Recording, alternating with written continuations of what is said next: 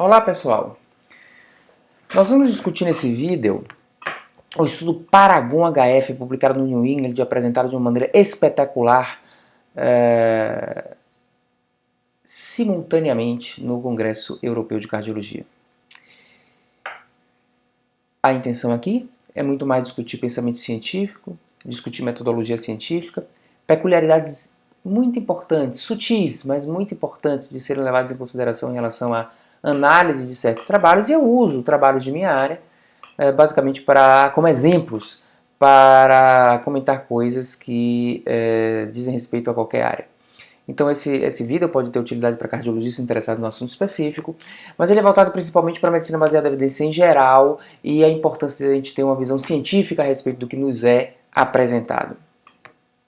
Mas antes de começar, eu convido a vocês a clicar no sininho do canal do YouTube para que vocês possam receber as atualizações automaticamente.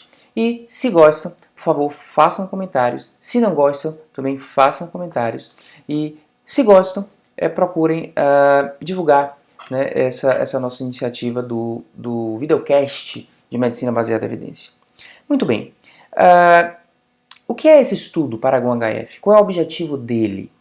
Ele é um estudo que tem o objetivo de testar a hipótese de que a inibição neprilisina e angiotensina é benéfica para pacientes com insuficiência cardíaca com fração de ejeção preservada. A fração de ejeção preservada é aquela insuficiência cardíaca que não é problema de contratilidade do ventrículo, mas principalmente de relaxamento do ventrículo esquerdo.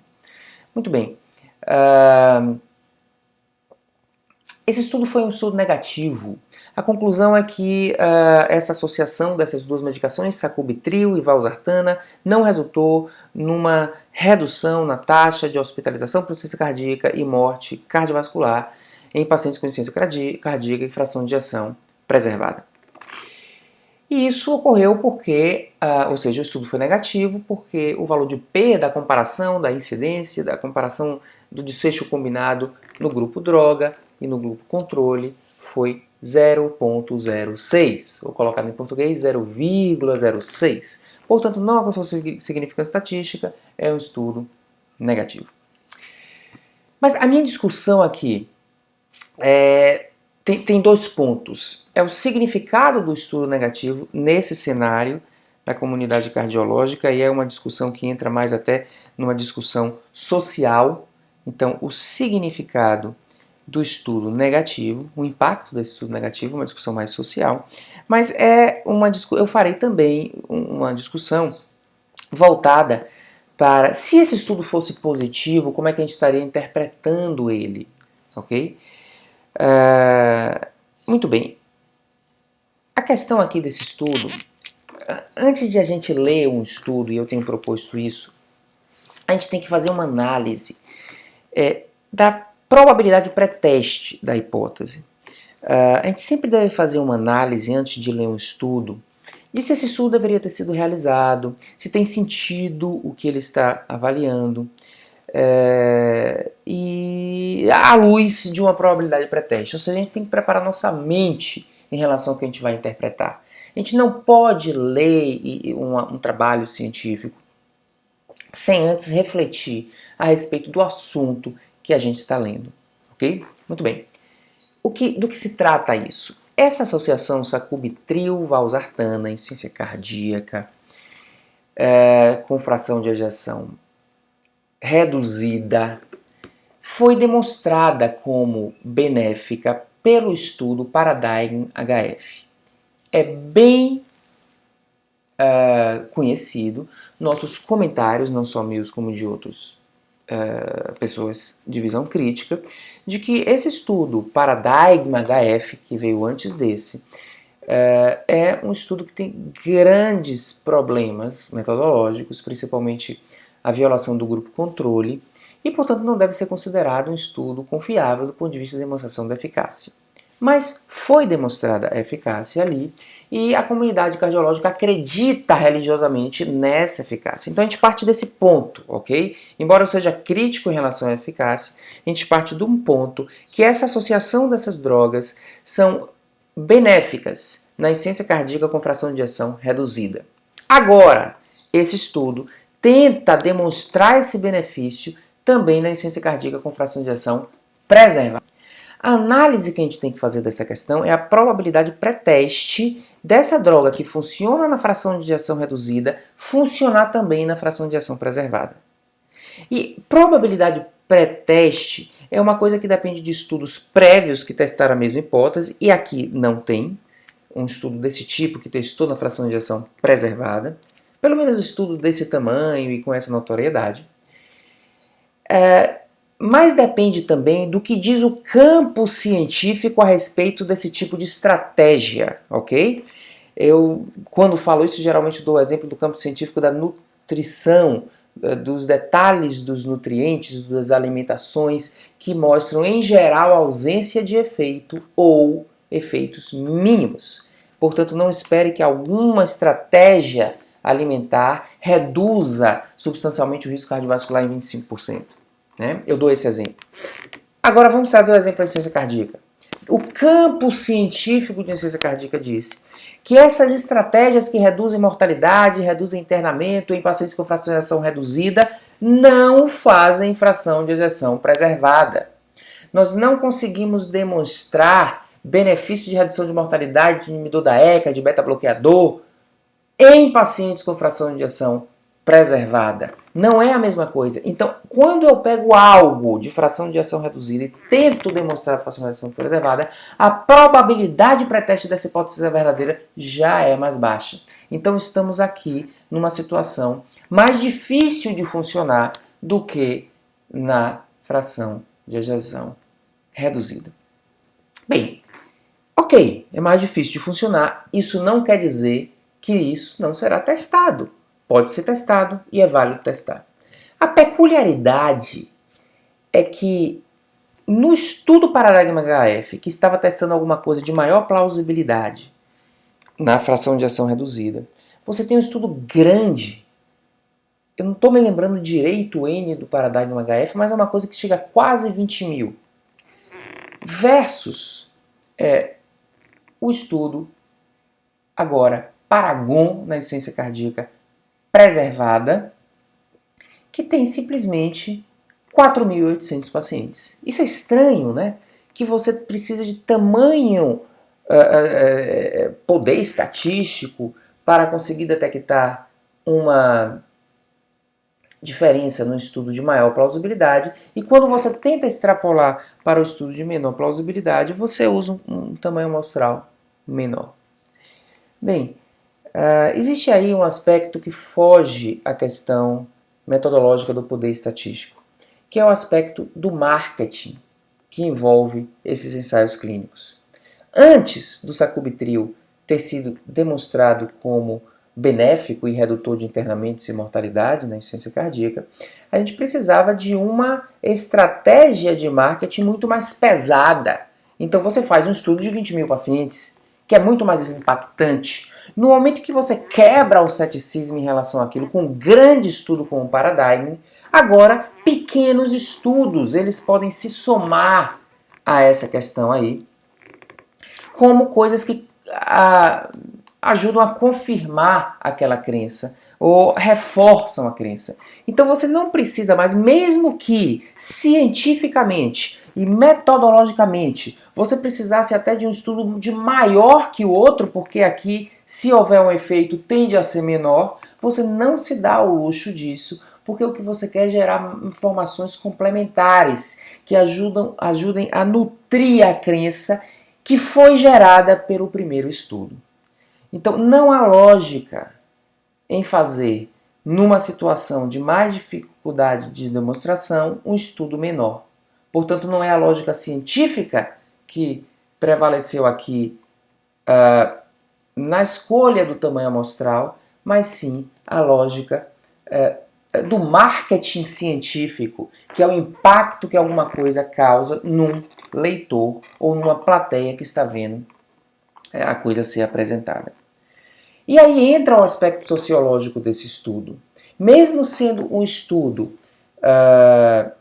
negativo, e a conclusão é claramente negativa, ele causou impacto positivo em boa parte das pessoas, a tomar pelos comentários feitos a respeito desse estudo, porque foi um estudo quase positivo. Bem, não existe isso, né? Quase positivo, mas as pessoas interpretam que foi um estudo que bateu na trave, que se talvez fosse maior, desse estatisticamente significante e coisas desse tipo. Então você consegue trazer, e de fato a gente vê comentários de formadores de opinião favoráveis a essa situação aqui, ou pelo menos vendo isso como uma coisa promissora, e promissor já é uma coisa positiva,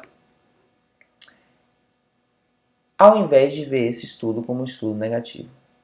Bem, eu mostrei aqui na tela a conclusão do estudo. A conclusão do estudo aqui no resumo, ela é claramente negativa. E aí você sabe que existe a técnica de spin, que é você torcer a conclusão para uma positividade. Isso não está presente na conclusão do resumo, que eu julgo ser a principal conclusão, porque é o que todo mundo lê. Mas eu quero mostrar a vocês a última sentença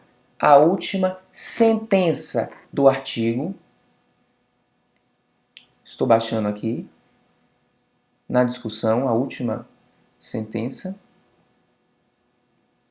Ok? É mais ou menos aqui. A última sentença desse artigo é a seguinte: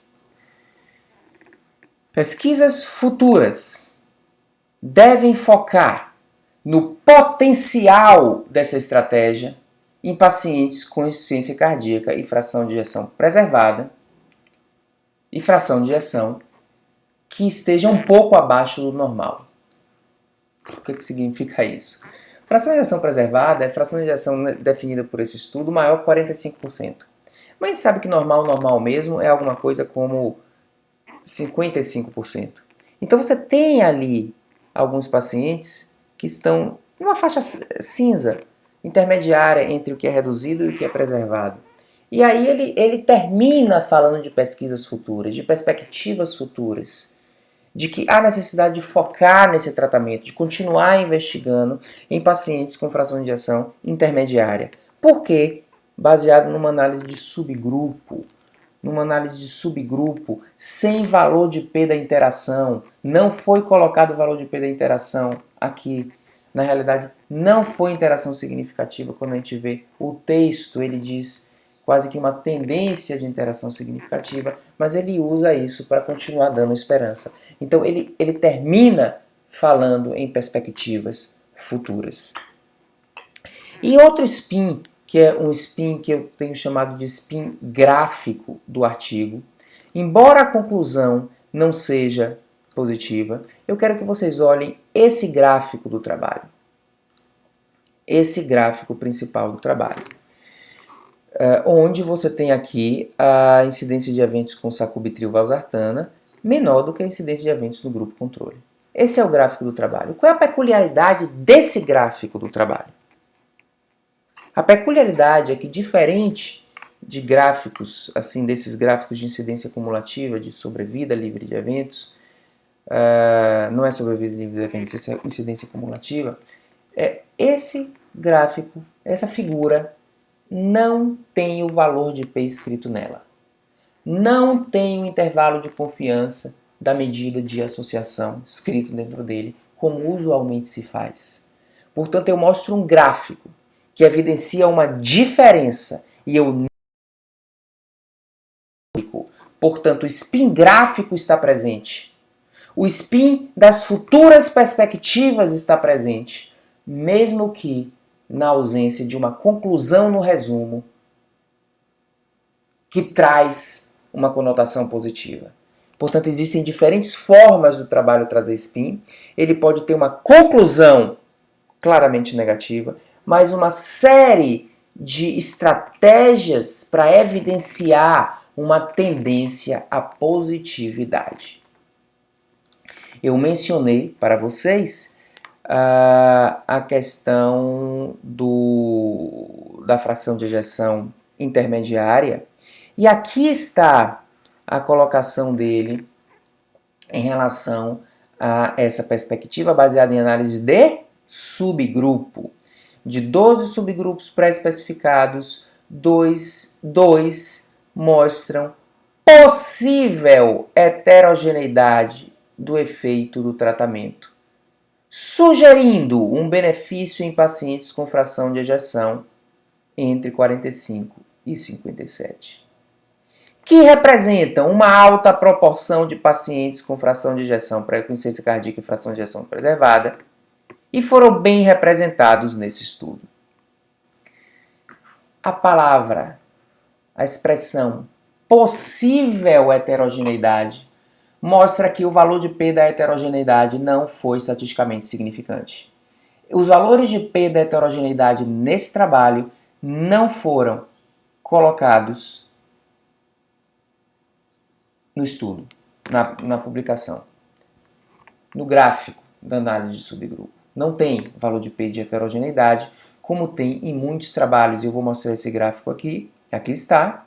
Ele mostra apenas o intervalo de confiança dentro de cada grupo. E nós sabemos que o teste estatístico de análise de subgrupo é o valor de P da heterogeneidade entre um subgrupo e outro. Ou seja, a comparação entre os dois subgrupos. Isso não está aí colocado, isso também é incomum. Portanto, esse é um trabalho que ele é escrito de uma maneira distorcida.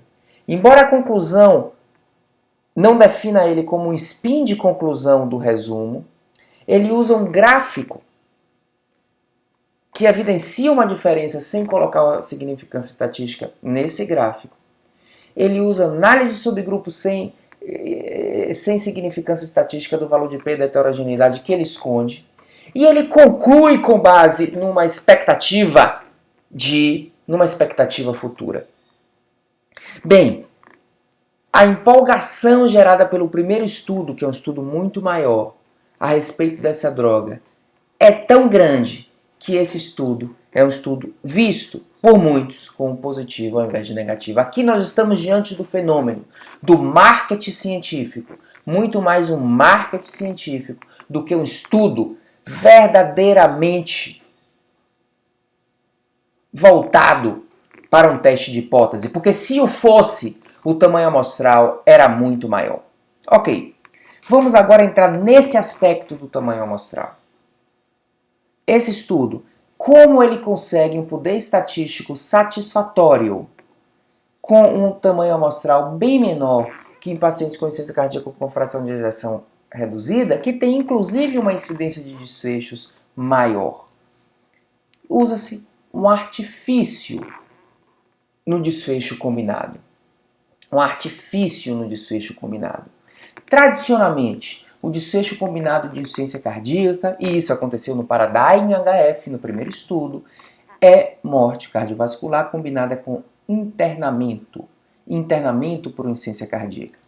Muito bem, internamento por insuficiência cardíaca, como tradicionalmente os desfechos são analisados, é um primeiro internamento por insuficiência cardíaca. Então, se o paciente contribui na estatística com um primeiro internamento, ele contribui pronto. Ele não tem a oportunidade de contribuir com outros eventos. Isso acontece tradicionalmente na maioria das análises de desfechos. E desfechos que não são morte, eles podem acontecer muitas vezes na vida de um paciente. Um infarto. Então, infarto pode ser um desfecho a ser analisado.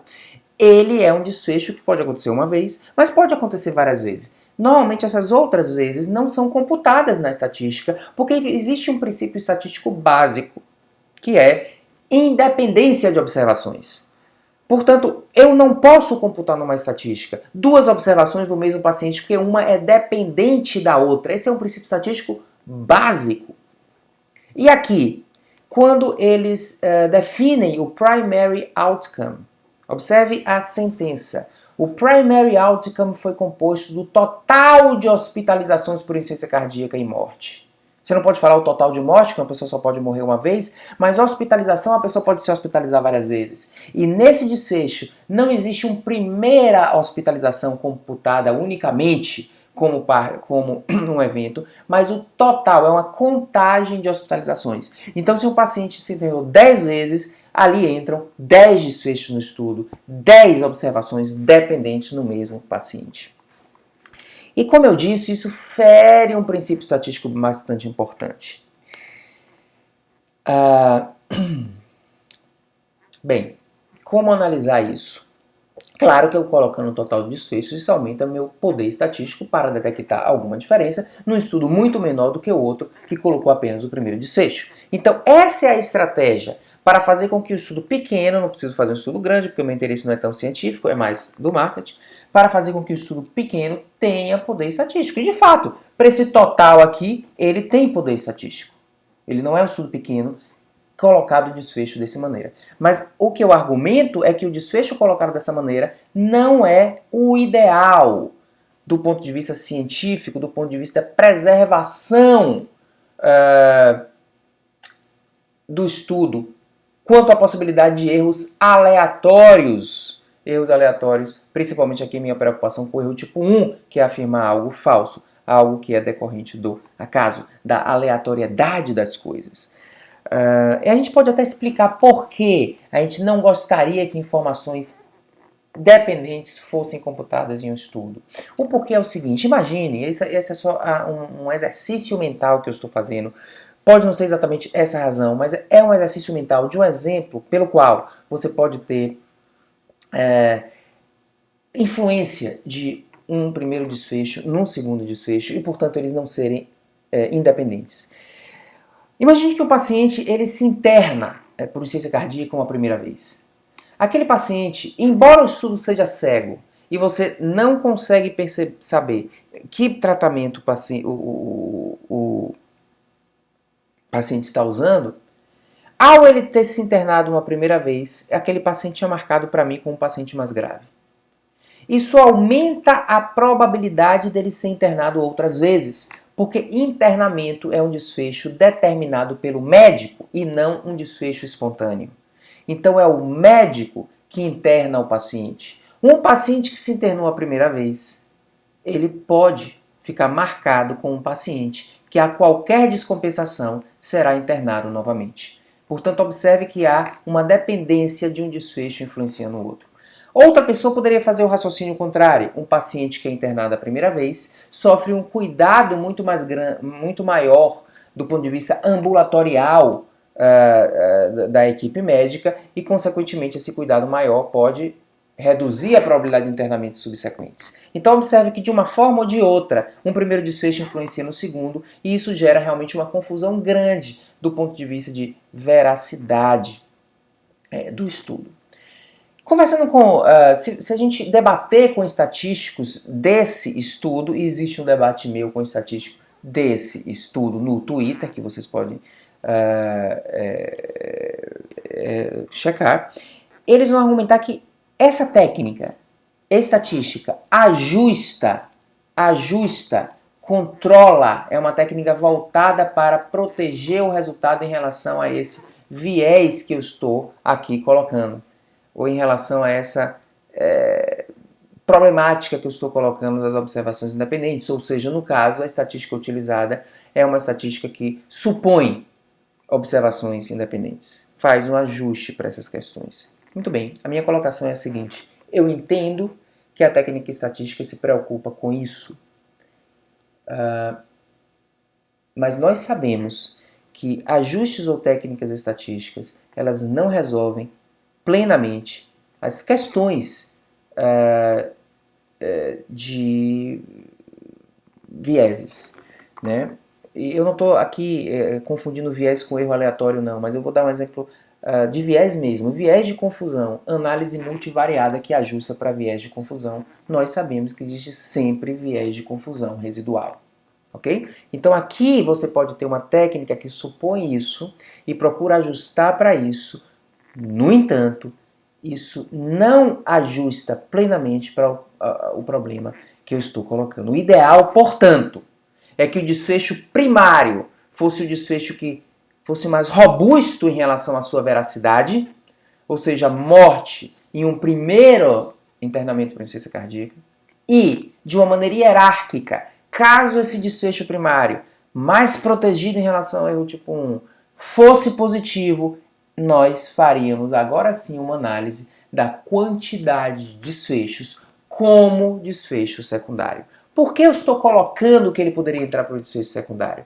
Porque o grande argumento dos estatísticos entusiasmados com essas técnicas é que a gente tem que ver o todo do paciente. Ou seja, é importante ver a quantidade de internamentos e não só um primeiro internamento. Mas, no entanto, ao tentar ver a quantidade de internamentos, a gente cai no problema de veracidade. E, portanto, é melhor a gente priorizar a veracidade, rejeitar a hipótese nula e depois, secundariamente, ir olhar a quantidade de internamentos. Essa deveria ser o approach correto, um approach estatístico hierárquico, no qual esse tipo de análise fosse secundária, porque nós sabemos que esse tipo de análise é uma análise mais sujeita a problemas. E só aprofundando isso e mostrando como parece ser de fato esse dado, um dado menos confiável, eu vou fazer uma análise da tabela de resultados. Essa tabela, em minha opinião, normalmente essas tabelas aqui é o que devem ser muito analisadas com muito cuidado, com muita atenção, de uma forma lidas de uma maneira bastante analítica para a gente entender pistas que isso pode nos trazer. E o que eu quero propor aqui, agora, no final desse vídeo, é uma técnica interessante para a gente avaliar a validade da redução de um desfecho composto quando ele ocorre dependente principalmente do desfecho menos importante. De fato, observe que houve redução do desfecho composto. Aliás, desculpa gente, não houve redução porque o valor de P foi 0,06. Não houve significância estatística, não houve redução, esse é um estudo negativo. Até eu já estou achando que é positivo. Mas se tivesse havido um valor de P de 0,04, a gente diria que houve redução, ok? Essa redução teria ocorrido basicamente dependente de internamento e não de morte. Então vejam aqui, o total de eventos no grupo sacubitril-valsartana, 894, o total de eventos no grupo valsartana, 1009. Então é em torno de 100, 110 eventos a mais em um grupo do que em outro. E aqui está o resultado mesmo que a gente tem que olhar, a taxa de eventos por 100 pacientes ano, ok? 12,8 no grupo sacubitril, 14,6 no grupo valsartana, em torno de 2% a menos. Preste atenção, isso não é 2% a menos de pacientes que tiveram eventos. Isso é 2% a menos de eventos a cada 100 pacientes ano. Ok? Porque aqui está sendo contado os eventos e não o percentual de paciente que teve evento. Percebam a diferença na análise. A análise tradicional dá um percentual de pacientes que tiveram eventos em um grupo comparado ao percentual de pacientes que tiveram eventos no outro grupo. Ok? Essa análise não é isso. É a proporção de número de eventos a cada 100 pacientes. Então, 12,8% aqui por cento não é 12,8% dos pacientes, é 12,8 eventos em cada 100 pacientes. Ok? Então, veja que só a análise numérica disso sugere um desfecho mais soft, mais mole. Eu não estou falando de alguém que foi protegido e outro que não foi protegido. Eu estou falando de alguém que pode ter tido um desfecho a mais do que esse aqui, sendo que todos tiveram desfecho. É mais mole esse desfecho. Mas o que eu quero trazer aqui, que é uma técnica bem interessante para analisar a veracidade disso, é a comparação do desfecho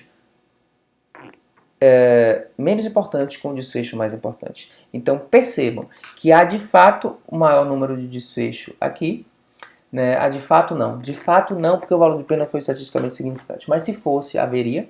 Mas observem aqui o desfecho morte por causa cardiovascular. É muito igual. 204 em um grupo, 212 em outro. É muito igual. É igual, ok? Então, o que eu quero dizer aqui, e essa é uma mensagem que eu queria que ficasse realmente, é que a análise de um desfecho composto, ela não só é mais importante quando os dois componentes contribuem, o componente menos importante e o mais importante, mas ela é menos verdadeira quando apenas o componente mais sujeito a viés contribui. O que eu quero dizer é, Se você reduz o internamento por insuficiência cardíaca, você está melhorando o paciente com insuficiência cardíaca, melhorando de uma maneira substancial. E insuficiência cardíaca mata. Então, se você controla melhor a insuficiência cardíaca, o paciente vai morrer menos. Então, aqui nós temos um desfecho composto no qual os dois componentes são conectados. A piora da insuficiência cardíaca e a morte. Uma coisa leva à outra. Portanto, se eu previno piora da insuficiência cardíaca, eu devo esperar melhora de morte. Mesmo que eu não tenha uma redução de morte estatisticamente significante, mas pelo menos numericamente eu tenho que ver uma tendência que mostra provavelmente esse benefício aqui que está sendo visto no desfecho internamento, ele é validado pela redução de morte. É a mesma coisa no desfecho composto infarto e morte. Ok? E vamos dizer que um desfecho composto infarto e morte tenha dado estatisticamente significante. Bem, o desfecho, a análise dos componentes de desfecho mostram que infarto reduziu mais, mas se deve esperar que morte reduza alguma coisa numericamente também. Porque se você previne infarto, você previne morte também. Porque infarto causa morte. Então, quando você tem um desfecho composto de que uma coisa causa outra, que uma coisa causa morte, e morte é um dos componentes, a gente precisa ver pelo menos uma tendência na morte para acreditar na veracidade do desfecho menos importante. E aqui nós vemos uma clara tendência à redução de reinternamento, mas não vemos nenhuma tendência à diminuição de morte. Isso faz questionar a veracidade do desfecho lá em cima. E a análise de outros desfechos secundários também reforçam a minha dúvida. Veja que a mudança da classe funcional de insuficiência cardíaca, melhora da classe funcional de insuficiência cardíaca, foi também não estatisticamente significante, mas praticamente não existiu. Você veja que 15% de melhora na classe funcional e 13% de melhora da classe funcional. Muito parecido a incidência, a não mudança da melhora da insuficiência cardíaca nos dois grupos. Então, fica estranho você não conseguir mudar a classe funcional e você reduzir internamento. Observem a mudança do score de qualidade de vida que vai de 1 a 100. Você vê apenas uma diferença de 1 ponto no score que tem amplitude de 1 a 100. Não há melhora de qualidade de vida. Então, tudo isso torna duvidoso esse desfecho que as pessoas estão idolatrando pela análise estatística sofisticada, porque ele captaria todo o processo, né? Isso torna duvidoso, não só porque as observações não são independentes, como eu pontuei, mas essa análise de ver se tem uma tendência em morte é importante para que a gente acredite no outro. Okay? Quando a gente tem uma situação de desfechos desconectados, vamos dizer que o desfecho composto, ou seja, melhora da angina é estável e morte. Bem, angina estável é dor. Melhorei a dor. Isso necessariamente, a ter dor, angina estável não mata quando a angina é estável. Tá? Então aí eu poderia esperar um estudo que mostrasse melhora da angina estável e não reduzisse mortalidade. Mas quando um desfecho mata, você deve esperar pelo menos uma tendência para dar mais credibilidade no que você está lendo. Ok? Então esses são meus comentários, todos os comentários feitos no estudo de ausência de significância estatística, que naturalmente não devem mudar a nossa conduta, mas eu usei isso para comentar como o estudo, no próprio desenho dele, pode existir mais um interesse de marketing do que de teste científico, porque se fosse teste científico seria um estudo até maior do que o estudo em ciência cardíaca com fração de ejeção reduzida. Mas não precisa fazer isso, porque eu já estou com um grupo de crentes. E para o crente, eu só preciso afirmar alguma coisa, mesmo não tão bem embasada, que vai servir como viés de confirmação. Ok? Então, você percebe que o desenho do estudo ele é feito numa tendência mais de gerar alguma informação a mais do que, de fato, de testar uma hipótese que seria uma hipótese mais difícil de ser comprovada. Meu comentário a respeito do tamanho amostral. Fizemos comentário a respeito de outras técnicas de spin, que não é spin da conclusão, E eu acho bem peculiar aqui o spin gráfico desse estudo, onde o gráfico não aparece com números ou com significância estatística. A ausência também do valor de P da interação na análise de subgrupo, que é utilizada para gerar perspectivas futuras na última sentença da discussão. Portanto, você percebe que é, sim, um artigo que possui spin, embora não exista spin na conclusão. E esse spin, em uma observação não científica, parece ter funcionado, a tomar por alguns exemplos de comentários de colegas.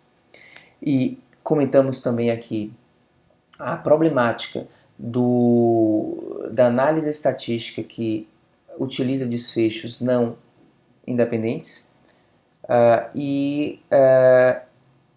propus a vocês a peculiaridade de analisar o desfecho morte como teste para um desfecho que é menos importante que morte, mas que causa morte. Então, quando você tem um combinado, olhe sempre se aquela redução do desfecho menos importante, se ele é um desfecho que mata, se houve pelo menos uma tendência a reduzir morte, porque isso aí dá mais credibilidade ao estudo. Eu não estou querendo demonstrar redução de morte, eu estou querendo apenas validar a credibilidade do outro desfecho, ok?